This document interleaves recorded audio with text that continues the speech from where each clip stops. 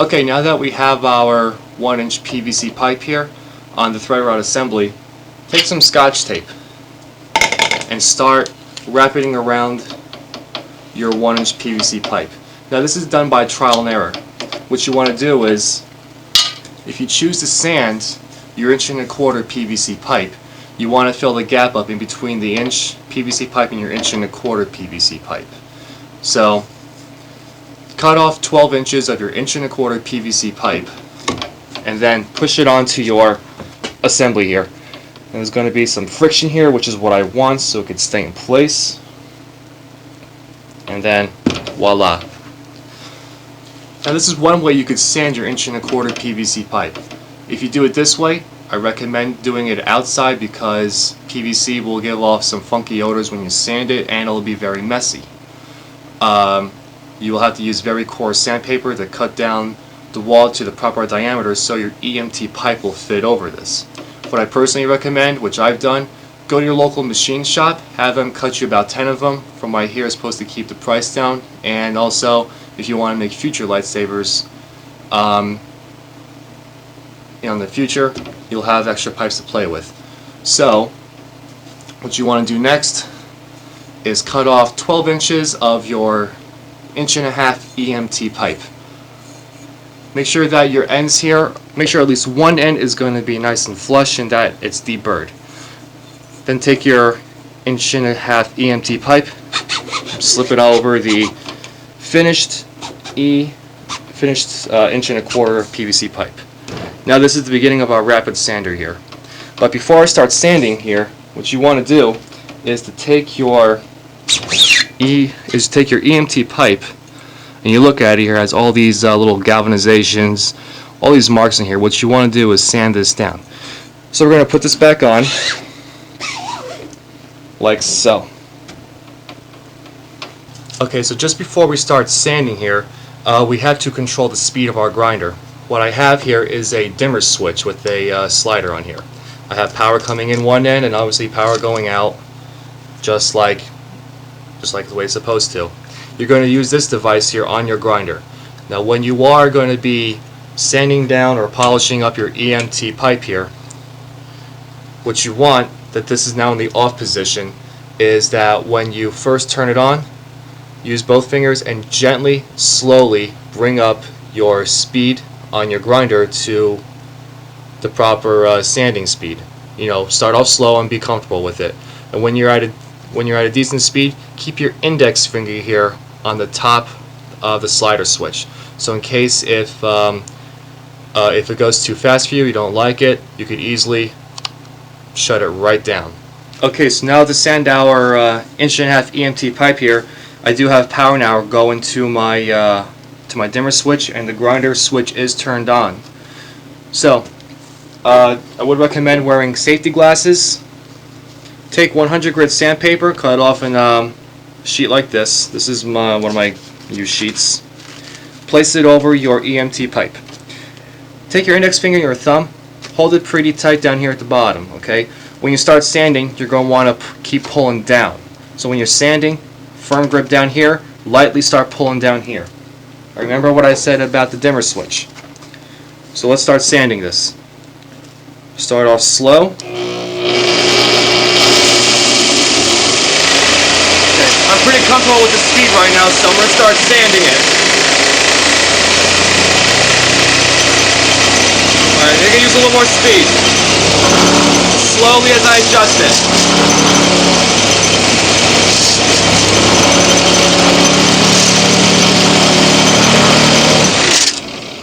Then I turn it right off. Okay, so let me explain what's going on with the sanding process. This is your 1.5" EMT conduit here. You can see that it has all these gray flakes and imperfections on the conduit. What we're doing is that when you're sanding, you are removing those imperfections to a polish like this, as you can see. Now, this is done after about 5-10 seconds or so, but after a while of sanding, you can get it down to a pretty decent, finish on here. You will not get it entirely good because of the natural process forming of the conduit here. You'll probably get like some lines on here. Those I really can't remove, and there's some pit marks in here. Once you get it down to a nice area, That's pretty much the best finish you will get out of it from sanding. Once you are finished sanding it, I will email you this template here of Qui Gon's handle template. This is a little larger than normal, but just to show you what you will be getting. I tried to resize it for everybody, but I really couldn't get down the specs down right in the computer. So what you want to do is take this picture and put it into Microsoft Word, as I find best, and you want to make this line here and this line here 5.5 inches, and from the top of this line here to the very bottom of the line here, not this white line, but the very bottom, this black here, this black line, to be 8 7/8 inches, or about 9 inches. So this is the pattern you will want to resize down. My Microsoft Word does have those measuring tabs on there, so you know, you can play around with the picture to resize it what you want. Take the pattern here, cut it out in its entirety. You want to cut out the black form. To cut out the center in here, fold it in half. Do not crease it too hard. And take your scissors and then start cutting out the insides. Once you are done with that, take your Scotch tape, and on the best flat area here of your conduit, start with the bottom over here on the flush part of your EMT, and start taping it on the bottom here, and then start working your way up. So when it is finished, this will be the pattern taped onto your 1.5" EMT. Tape everywhere, tape on the edges, tape everywhere here on the seams, tape on the back here as well. And then take your Dremel tool, use the flex shaft to give you the best grip on the tool itself, and take your time cutting this.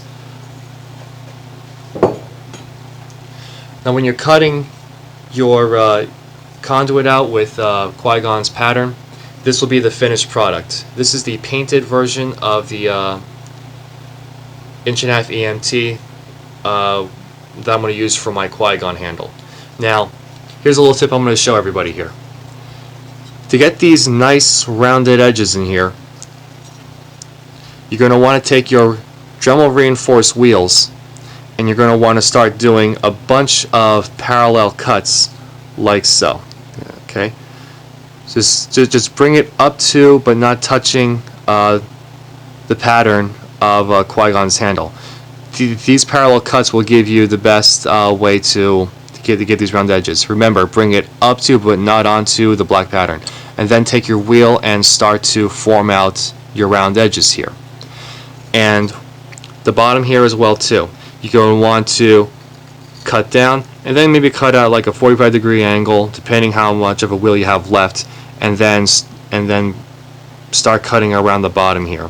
So your round corners are going to be hard to make, but again, you do a bunch of parallel cuts on here like so, and then later on take your wheel and then just shape up around the edges here. Now people might be saying, well, why not just take a stone and then just finish it off? Well, stones are good, but the problem is they will take a long time to get these edges on here.